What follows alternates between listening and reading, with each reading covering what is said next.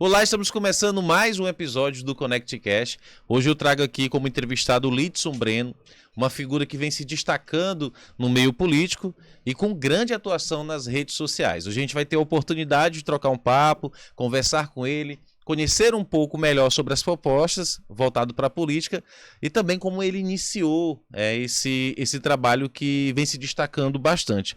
Lidson, seja muito bem-vindo ao Connect Cash. Muito obrigado por ter aceitado o nosso convite. E eu começo sempre perguntando, afinal, quem é Lidson Breno? Primeiramente, obrigado pela oportunidade de estar aqui, né? Muito obrigado. É sempre bom a gente conversar um pouco, falar dos nossos projetos, né? Na verdade, meu nome é Lidson Brendel, como eu te expliquei. Coloquei Brendo porque dois nomes difíceis não ajuda em nada, né? Na hora das pessoas decorarem o nome. E eu sou um jovem, 26 anos, casado, tenho uma filha, né? Tô na política já desde os meus 16 anos, não como político, mas como um cara que sempre trabalhou no ativismo, sabe? Sim, Sempre participei de política, participei de debates políticos.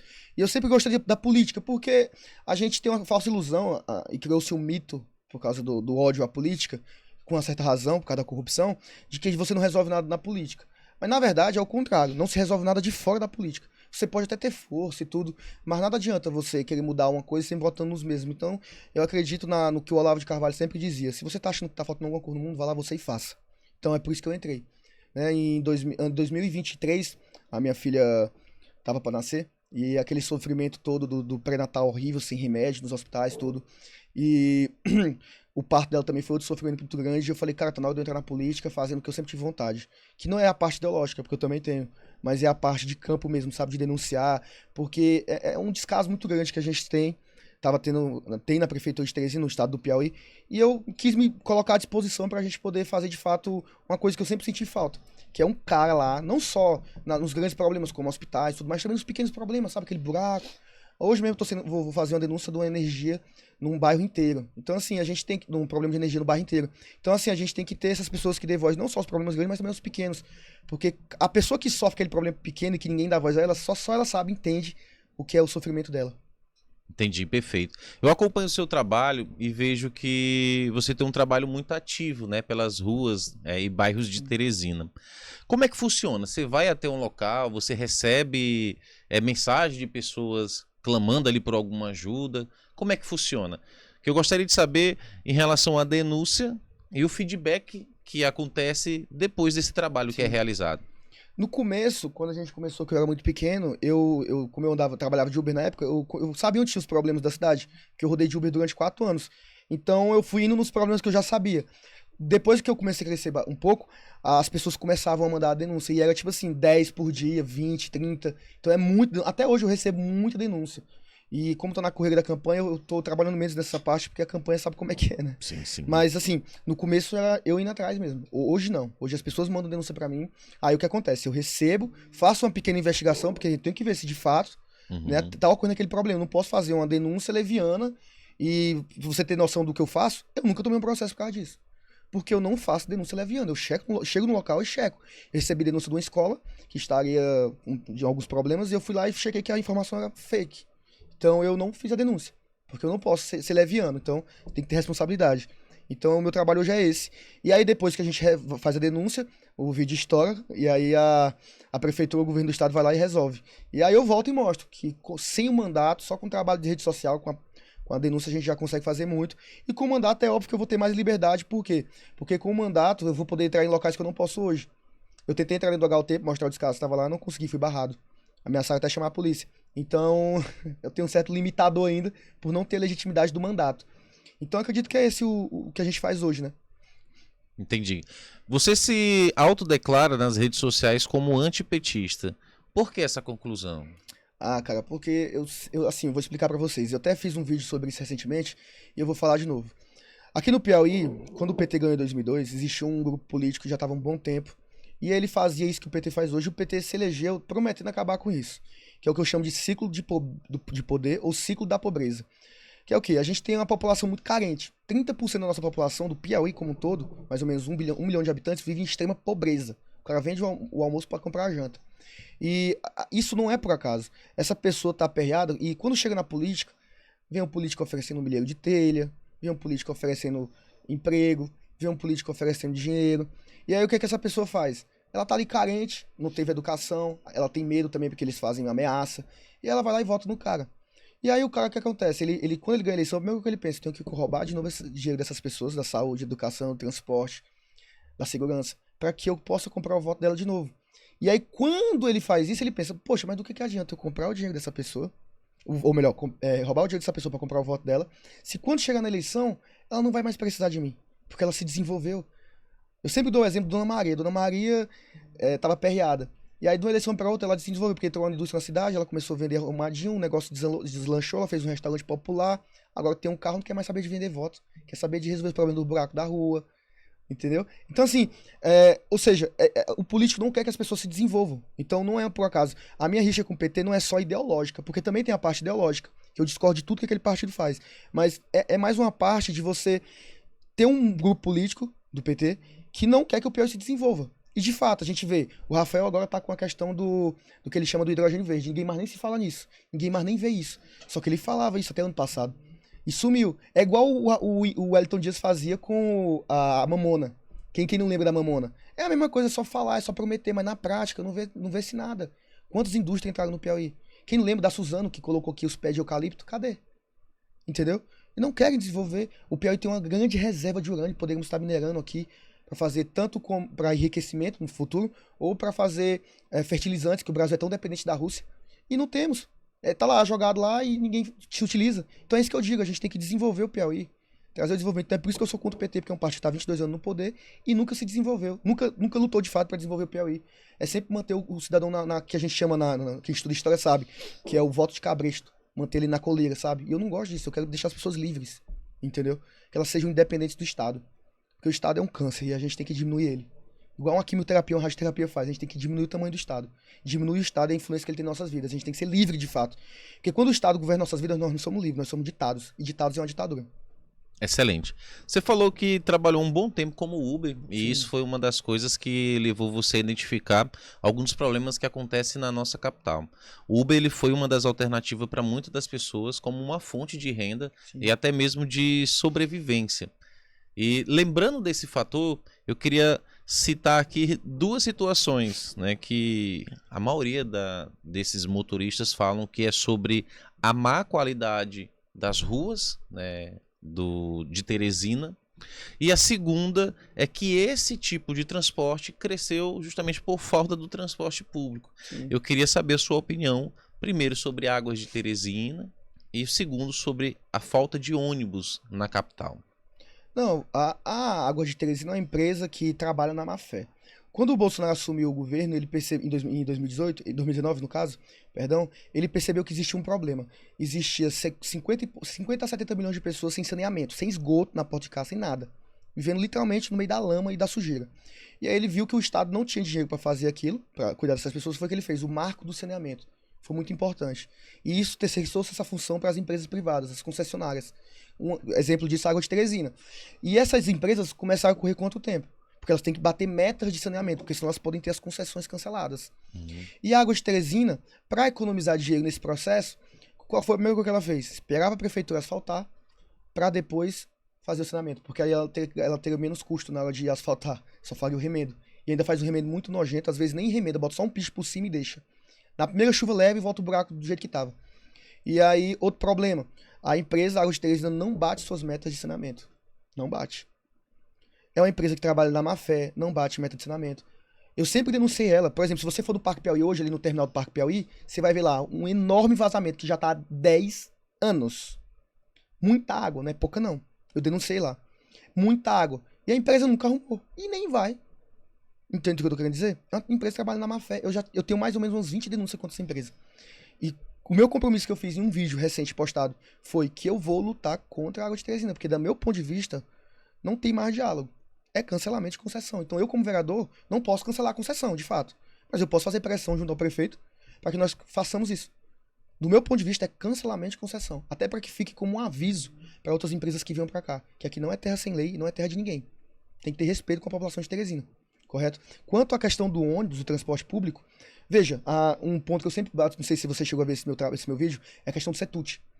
O denominador comum que a gente tem dos problemas do transporte público de Teresina são dois, CETUT e o oligopólio causado pelo Setut, das 4 empresas de ônibus que dominam o transporte público de Teresina.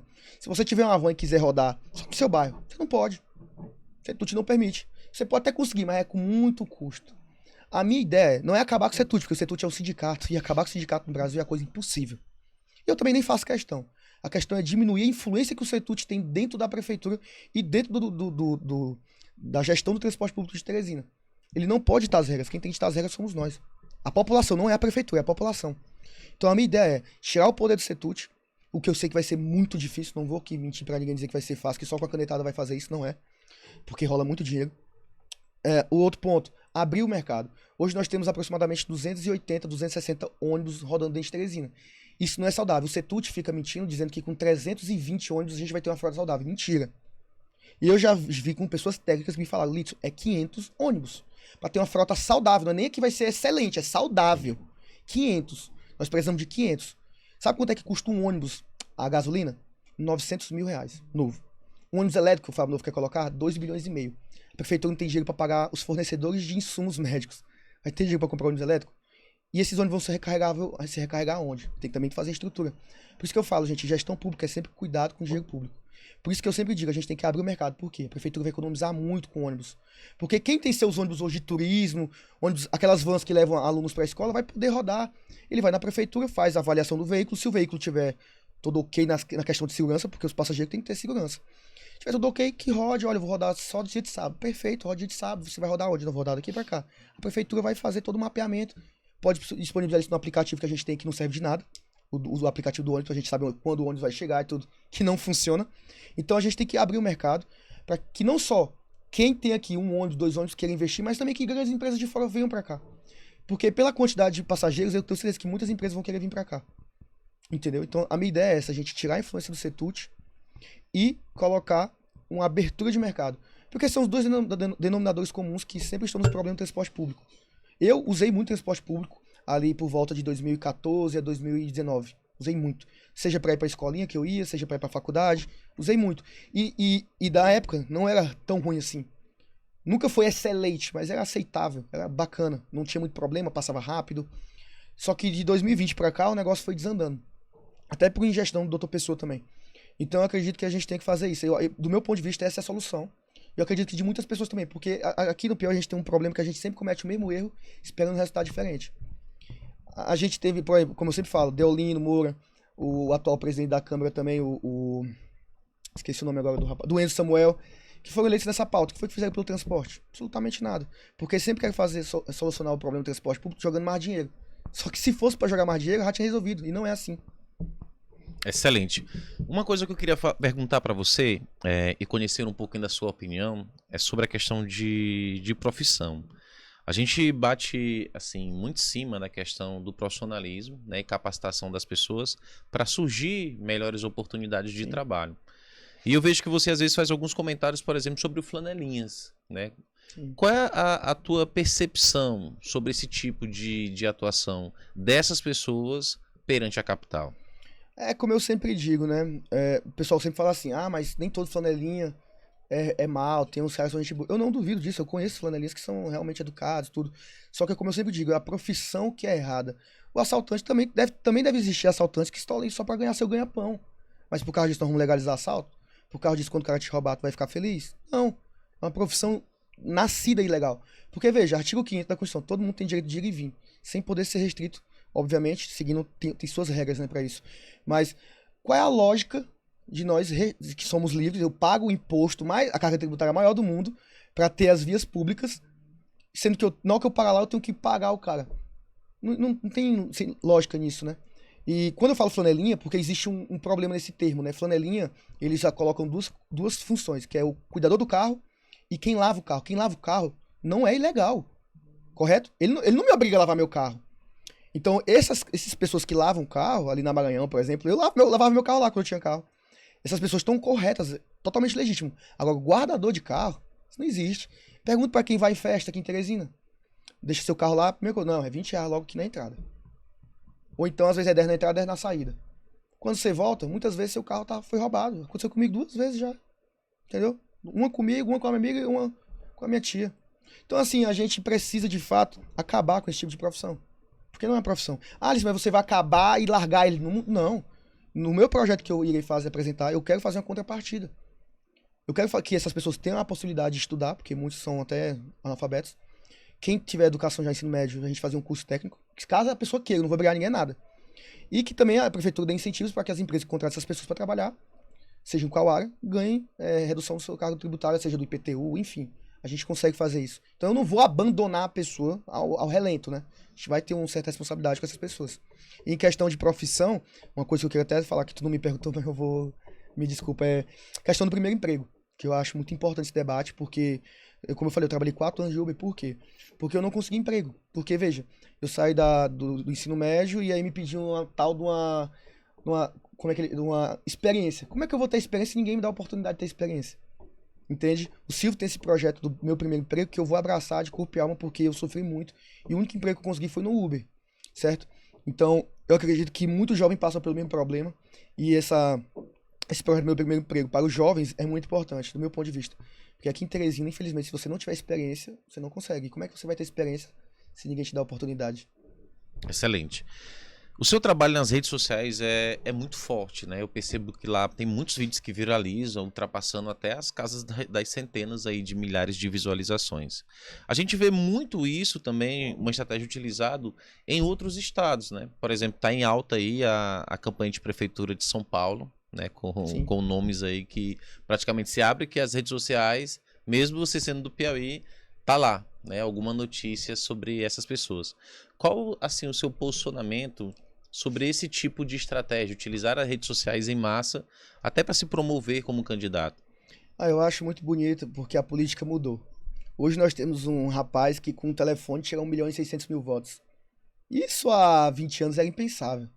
E o que eu acho interessante na internet é, como eu lhe falei lá antes da gente começar, a internet é uma faca de 2 gumes. Ela dá e ela tira. Se esse cara não trabalhar do jeito que ele foi eleito, mesmo trabalho que ele fez para ser eleito, ele vai cair. Veja a Joyce Hasselman. Ela fazia um trabalho ideológico. Ela trocou esse trabalho ideológico por outro lado, por outra ideologia. Ela saiu de 1.700.000 votos para 40.000 votos. E é por isso que eu gosto da internet. Porque hoje, um político para ser reeleito aqui tradicional, é só na compra de voto. Então ele tem que roubar. Essa é a constante que ele tem que ter. Roubar para comprar voto. Na internet não, é trabalhar. Pelo motivo que ele fez ser eleito, seja causa animal, que a gente tem também pessoas muito fortes na internet por causa da causa animal, seja parte ideológica, seja parte de fiscalização, de denúncia, seja jornalista, tem muitos jornalistas que são eleitos também. Então Sim. Tem que continuar o trabalho pelo qual você foi eleito, porque senão você vai rodar. E eu acho isso genial. E questão de São Paulo, o Marçal, ele pegou uma eleição que estava basicamente carimbada e bagunçou tudo. Eu achei muito incrível aquilo. Porque tava basicamente carimbado o que ia acontecer. Ali, uma eleição tava basicamente morta, em questão de ânimo. O cara bagunçou tudo, tomou uma cadeirada. Eu acho... Assim, eu entendo o que ele faz, a estratégia dele. Eu gosto muito do Marçal, certo? Se eu fosse São Paulo, eu votaria nele. Eu não sei se eu conseguiria fazer aquilo, entendeu? Mas eu acho muito massa o que ele faz lá, o trabalho. Porque ele expõe. O Olavo de Carvalho, eu gosto muito do Olavo de Carvalho, né? Eu estudei muito o Olavo. E ele sempre falava que a maior arma que você tem contra político corrupto e picareta é você expor o ridículo. Essas pessoas não são preparadas para isso. Elas estão acostumadas com bajulação. E o que o Pablo Marçal faz é isso. E aí, essas pessoas, quando você chega num debate desse, aquele nível ali, uma Tabata Amaral, um Datena ali, tá tudo acordado. Você vai virar o alvo. E eles criam um caos pra te colocar dentro desse caos. O que o Marçal fez foi criar o próprio caos e jogar todo mundo pra dentro. E eles ficaram perdidinhos, porque eles não estão acostumados com isso. E ele fez o que o Olavo sempre mandou, que é você criar o próprio caos. Ou melhor, que é você expor o ridículo político corrupto, político picareta, entendeu? E eu acho isso genial. Acho isso genial. Quando ele diz que vai prender o Ricardo Nunes, ele realmente tem força pra isso, que ele pode auditar as contas da prefeitura quando ganha a eleição. Quando ele chama de bananinha, eu acho isso incrível. Quando ele fala assim, do bolo. A população no final gosta disso, porque a população tá de saco cheio dessa política velha tradicional, de ficar naquele banho-maria, entendeu? Eu acho isso incrível demais. Com grandes influências também, essa exposição da internet, eu acredito que traz também muitos haters, né? Que são as pessoas que não são de acordo com o seu posicionamento, não são de acordo ali com a ideologia, a bandeira que você defende. Você já chegou a passar por alguma situação de pessoas que discordam do que você posta nas suas redes sociais? Ontem eu tava panfletando ali no posto 6, Dom Severino, e aí passou o Dragalana. Falou assim, ó, menino, tem que dormir debaixo da minha rede. Então acontece, né? Sempre tem essas pessoas retardadas aí pra fazer isso. Mas eu gosto, sabe por quê? Porque os haters que alimentam a gente, cara. Os haters, olha, tem um cara, tem pessoas que comentam 10 vídeos meus me xingando e não me segue. A pessoa pensa que eu vou xingar ela de volta. O que eu peço é me siga, por favor. Porque me siga nos outros vídeos também que eu vou postar, porque tu tá em engajamento. Então, por favor, se você é meu hater, continue, mas me siga. Me siga pra todo vídeo meu você me xingar, beleza? Não vou te xingar, não. Adoro hate. Eu já tomei ameaça já, cara. Achei fazer BO já. Já? Já. Ô, achando que é fácil. Lidson, tudo que é bom dura pouco. A gente conseguiu, acredito eu, trocar um papo aqui muito interessante sobre a sua vivência dentro da política, a sua concepção também como morador, né, da nossa capital. E a gente sempre deixa esse momento final para que você possa, né, se expressar, dizer a bandeira que você defende. Sim. E convidar as pessoas para conhecer um pouco mais o seu trabalho. Fique à vontade, você vai falar olhando para essa câmera. Pessoal, pra quem não me conhece, meu nome é Lidson. Como eu falei no começo do vídeo, né, da podcast. A minha ideologia, eu não vou mentir, eu sou de direita, não escondo isso pra ninguém. Eu acho que você, no século XXI, a política moderna, você tem que, de fato, falar suas posições. Eu sou de direita, conservador, correto? Eu acredito que a política tem que ser feita de ações, e não é de roubar, é de fiscalizar, denunciar. O cargo de vereador, ele pouco pode fazer na esfera de legislação. A legislação municipal é muito pequena comparada com a estadual e a federal. Mas o papel principal do vereador não é ficar bajulando o prefeito como os que a gente tem aqui, não. Ficar brigando por cargo, não tem problema pegar por cargo, mas ficar só se dedicando a isso tá errado. O papel do vereador é fiscalizar o executivo, independente de quem seja aliado, adversário. E é isso que eu me proponho a fazer. Então, se você acha que nossa cidade precisa de alguém para dar a voz a quem não tem voz, como eu sempre digo, é dar a voz a quem não tem voz. É chegar no HUT daquele e ver as pessoas lá no corredor e você expor aquilo, que é o que eu faço. Então, se você acha que a gente precisa de Teresina, eu peço que você me siga no meu Instagram. É o meu nome, Lidson Breno PI. Não tem erro. Me siga no Instagram, acompanhe meu trabalho. E se você achar que eu mereci o voto, no dia 6 não erre. 111,44. E para prefeito, ó, esse daqui, ó, que é o único que pode salvar a nossa cidade, 44. Excelente. Esse foi mais um episódio. Eu queria agradecer primeiro você. Gostei muito do debate, cara. Muito obrigado. Achei o debate não, a entrevista. Achei muito bom o espaço aqui, o ambiente. Cara, vocês estão de parabéns, viu? Obrigado. Muito obrigado, Lissa. A gente fica feliz com o feedback positivo. E chegamos ao final. Esse foi mais um episódio do ConnectCast. Contamos com a presença do Lidson Breno, candidato a vereador de Teresina, com grande atuação nas redes sociais. Para conferir na íntegra esse episódio, já sabe, basta entrar lá no Instagram e seguir o Piauí Connect, também no YouTube, no ConnectCast. E lembrando que esse episódio acontece através de alguns apoiadores, entre eles a Clínica Auditar Soluções e a My Internet, que é o que faz com que toda a nossa conexão seja estável e que chegue até aí do outro lado esse episódio que você tanto gosta de ouvir. Até mais! Valeu, gente!